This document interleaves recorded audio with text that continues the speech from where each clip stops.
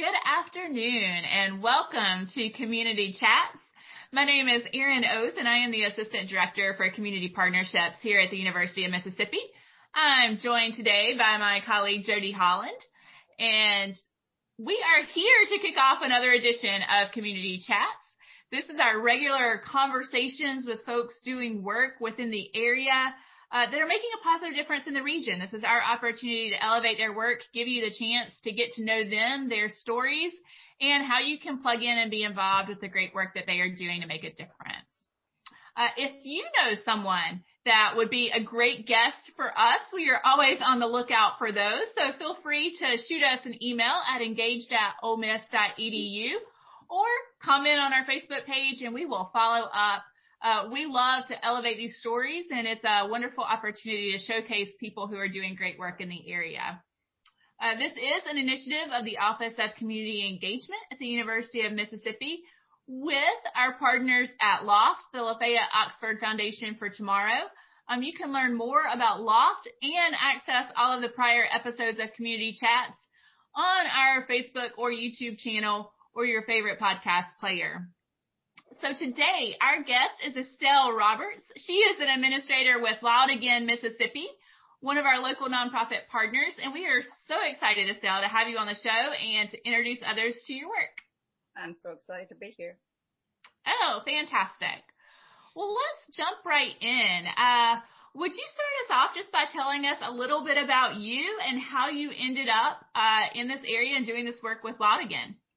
Well, I'm originally from Enid, Mississippi, and as a child moved away, but was brought back to the area because of family, and just my family has property here, and we settled back down here, and you're never too far away from home. That's fantastic. Tell us a little bit about this position that you're in with Wild Again. What are you doing with them? What's your position? I am the administrator. Mm-hmm. I worked with another facility for 2 years as a volunteer, rescuing and rehabbing mammals, and that's what we do. I'm so excited about our facility. Working with that other facility, you learn what to do. They teach you. That's what we do. I do hold classes for new volunteers coming in. You're taught how to work with the specific animals that you'd like to rehab, and nobody's thrown into anything, which is a good thing when you're trying to rehab a very preemie baby squirrel or a sick, injured bobcat. And we do all indigenous mammals of Mississippi. And what I do is I do all the training classes. We do have a board, and we have our officers. We are nonprofit charity. We are permitted with the state, and we're really excited. We had our first year last year, and we brought in over 350 mammals in the Mississippi area. I have recruited over 40 volunteers, and we had a phenomenal first year. We had a 75% success rate. Of course, you can't save every animal that comes in, but we're so excited about the work we did last year. This is awesome. I can't wait to go through this interview and peel the layers back on all this. So I'm excited to hear about this. Yeah, fantastic. It's exciting for us too. Yeah. So maybe from what you just shared, our listeners may have deduced that Wild Again is about rescue and rehabilitation for wildlife. But can you just tell us a little bit more about your mission and the work that you do? Our primary mission is to rescue, rehab, and release the indigenous mammals of Mississippi, and to educate the public on the importance of the conservation of these mammals in the surrounding area. I know people are aware that their natural habitat is being destroyed, and actually the main cause of these animals' destruction are humans. They get run over by cars. Their habitats are destroyed. So we're just basically giving back some of what we're taking away. That's awesome. And you would be amazed at the amount of people that want to help. Well, and that's what I want to ask about. You talked about 40 volunteers and multiple volunteers. Can you share a little bit about your team and like how they help you carry this out? The majority of my volunteers come from the people that find an animal. Say, for example, they've cut down a tree. A nest falls out with baby squirrels. They try to reunite. Mama doesn't come back, and they get on the internet searching. We are on the internet. If you search for wildlife rescue, we should pop up if we're the closest one to the area. There are several.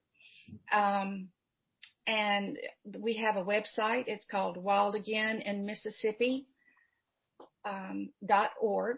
We also have a Facebook page, Wild Again in Mississippi Rescue.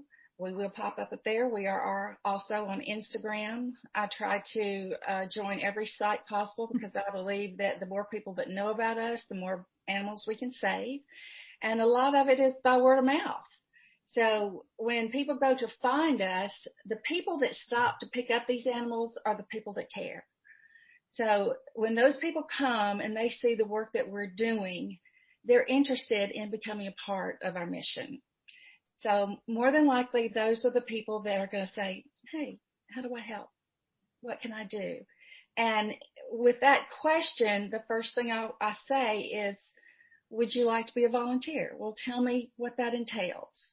And if they want that, they'll sit down, get more information, attend the class, and they may start off with 2 baby squirrels. If their interest is raccoons, they'll start off with 2 baby raccoons.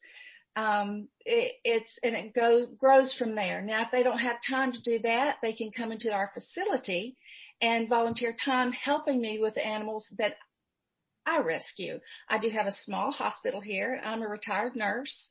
So this is right down my alley, and I always say my patients now don't talk back to me, but it's really hard to communicate sometimes. That's awesome.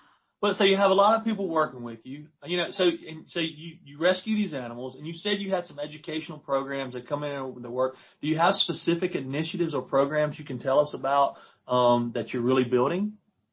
Yes. Initially, they come in. We've developed programs specifically for each mammal. Initially, I start out with a class with squirrels, opossums, and raccoons, because those are the 3 major animals that come into our facility.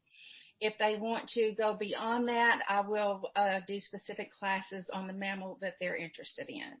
And like I said, we go skunks, we go bobcats, coyotes, foxes, beavers, flying squirrels.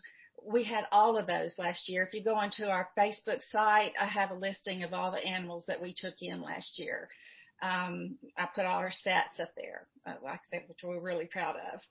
So I do have my bobcat from last year, which, by the way, came from Oxford. Her name is Cecilia, and she's about 5 to 6 months old right now, and I'll plan to release her in March. So as far as other programs, we are in the process with my board of developing a educational program that hopefully when the COVID situation gets a little more lax, that we can go back into the schools and start some education programs with children.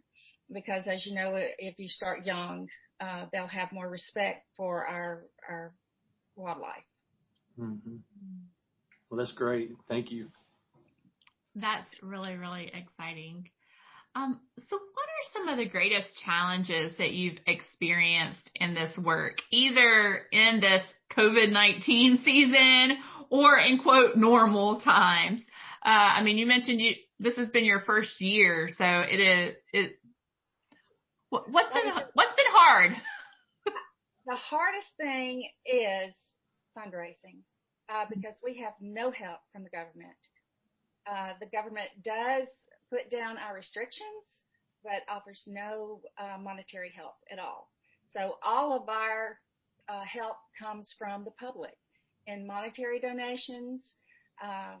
And believe me, they have helped us, or we couldn't do anything. I mean, because everything costs money, as you know. And I do have a vet that gives up his time, but we do have to pay for medications. We have to pay for food. We have to pay for caging and supplies as far as blankets and bedding and all the things that comes with taking care of an animal, as people know that even have a cat or a dog. And these animals are mostly sick, or we're keeping them for months at a time because we get a little baby raccoon at, say, 2 weeks old, and we have to keep it until it's 5 months old before we can release it.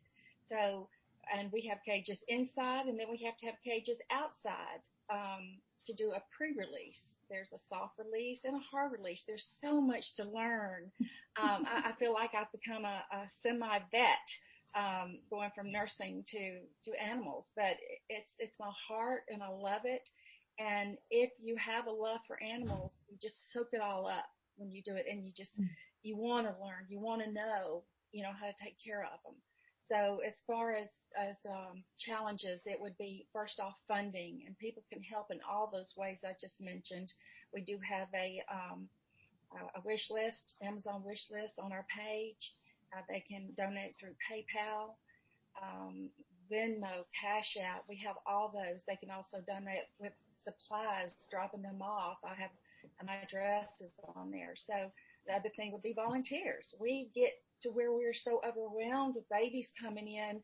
I felt like I almost had a heart attack last year trying to get medicines to all the babies that I had. So even though I have volunteers, I'm spread out. I've got volunteers all the way from the top of the state line all the way almost to central Mississippi. So babies come in from everywhere, and people are desperate to get help for them, especially when they don't know what to do when they've got a baby dying in front of them. I mean, people that love animals are desperate. Mm-hmm. Those are our two biggest challenges. Well, we talk about those challenges, and with anything that we're doing that we're passionate about, they have to be great rewards too. Can you talk about that for a minute? Oh, that brings a smile because that is the only reason I do this. It's a reward because if you go to our Facebook page, release day is the day you look forward to, when you can open that cage and you see that baby walk out of that cage and go to the wild again, and that being our name, Wild Again in Mississippi, because it brings chills from the bottom of your fingertips all the way up to your shoulders to see what you've done and what you've accomplished, and to see that God's creature is back to where it's supposed to be. That's fantastic. Amazing. Hey, look, so tell the community who's going to be watching this. I mean, you said some needs that you have, fundraising, volunteerism, but what do they need to do if they really want to get involved? Like students on campus, if they hear this and like, hey, what do I need to do? How do I get connected? I did have some of your volunteers last year in the PACE program. They joined up through that. And like I said, my Facebook page is open, Wild Again in Mississippi Rescue. Our webpage, wildagainmississippi.org. My phone number is listed everywhere, and I have it with me 24/7 because you really can't put a limit on it when you've got emergencies coming in 24/7. So I'm here, and my volunteers are here. That's great. Great to know that. So we call this our 1 minute moment. So 1 minute to share anything that you want to with everyone that's listening in the broader community. What message do you most want to share with them? If you're missing something in your life, if you hear God calling, which was my situation, I'd had a travesty in my life, and I prayed for God to give me a purpose back. And this is very dear to my heart. So if you're praying for a purpose and you love animals and you need something in your life to give back, give me a call, because you couldn't ask for a greater purpose in this great big world that is in need. That's awesome. Wow. I feel like there's a follow-up conversation there because I would love to hear more about that personal story in your life and the transforming power that this work has had. So what a wonderful way to conclude our conversation. He is. God's very strong in my life. Thank you so much for being here, Estelle. This has been so wonderful to be able to spend some time with you, to learn more about the good work going on at Wild Again. And hopefully it will inspire each of us to think about how we best care for and get involved in caring for the animals in our creation. Well, thank you. I cannot thank you enough for this opportunity. And I do hope that it helps our mission grow, and I hope I hear from a lot of people. Well, fantastic. Well, thank you so much. And thank you to all of you for tuning in. We hope this series just introduces you to really exciting work and that you leave motivated and inspired about ways that you can plug in and get engaged in your local community. So thank you so much for tuning in. Please like, comment, share this live feed. We want to spread the word. We want to introduce as many people as possible to these leaders and to the good work going on. Stay engaged, stay safe, and we'll see you next time on Community Chat.